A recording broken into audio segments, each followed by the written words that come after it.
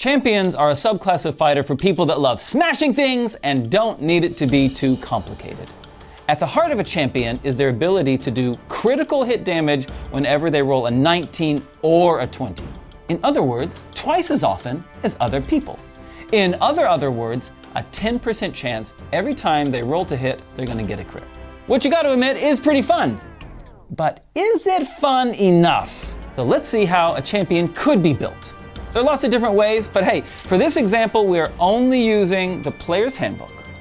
We're not using any fancy schmancy things outside of that, and we're not multi-classing, because if you have to multi-class to make a champion valid, well then basically you're saying that it's not strong enough by itself. And for the purposes of this video, what we're doing is we're testing to see if a champion is good enough. So let's dig into it. So first thing, choosing a race. Look, a human variant, mountain dwarf are all going to be really solid options. For this example, I'm going for a half-orc, because a half-orc gives you +2 strength and a +1 constitution, which are both really helpful for a champion. And it also gives you an ability which is super cool for a champion called savage attacks. And what that does is every time you roll a critical, you get to roll an extra damage dice.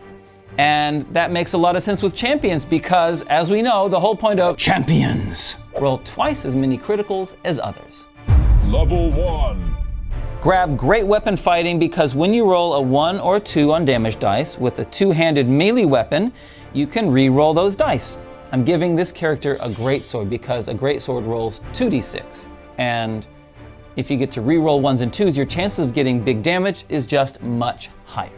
Level 3. At third level, choose the champion subclass. Well, that's the whole point of this video, isn't it? It's what gives you critical hits on 19s and 20s.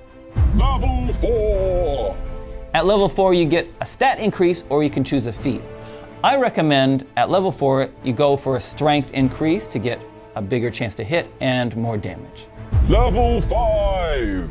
You get an extra attack. Now we're talking. Now, your chances of getting a critical hit are even doubled again. Doubled? They're doubled. Level 6. At level 6, you get another stat increase or feat. There are 4 options that I would recommend you consider. The first is to max out your strength to 20 to get that extra +1 to hit and an extra +1 damage. Or you could smash it onto your constitution to get more hit points. Or you could grab the heavy armor feat, which is an overpowered damage negating feat. Or you could grab the great weapon master feat, which allows you to do extra damage if you knock an enemy down to 0 hit points and also allows you to sacrifice some accuracy for a truckload more damage. Level 7. At level 7, champions get an ability called Remarkable Athlete, which allows you to put half of your proficiency onto any strength, constitution, or dexterity checks that you aren't already proficient in. Now you might think that's a bit underpowered, and to be honest, I certainly did. But it actually can be a lot of fun. It can certainly make your sneaky ability a bit better.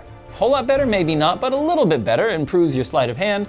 You're going to be a little bit better at acrobatics and at stealth, which, to be honest, if you're wearing a heck of a lot of armor, isn't going to do anything for you. But it also can help out with some random things. For example, you dive into the sewer.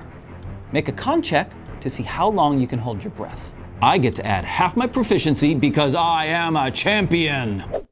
Or, are you trained in sleight of hand? No, but I get to add half my proficiency because I am a champion. Or, you want to use the entrails of your fallen foes to knit a scarf as a peace offering. Do you have any knitting needles? Okay, knitting would be a dex check, I guess. I get to add half my proficiency because I am a champion. Yep, we get it. Champion. Level 8. At level 8, you get another stat increase or feat, which is a great time to choose one of the ones that you didn't choose at level 6. Now, since champions are all about crits, it makes sense for you to try to get advantage as often as you can. For example, if your DM uses the optional flanking rule, make sure that you're flanking all the time. Or if you have a spellcaster in your party who's up to teamwork and friendly, you could work out a team move where they hit invisibility onto you at the beginning of a combat, so that your first attacks when you go into combat are all at advantage.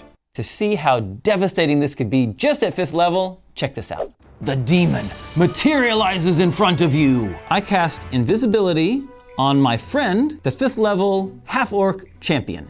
Thanks, friend. I'm gonna use my turn. I'm gonna use action surge to get 2 actions, and on each action, I'm gonna attack twice, so that gets 4 attacks. And because I'm invisible, that means I get advantage with my +1 greatsword on all the attacks. Gulp. I get a 17, hit.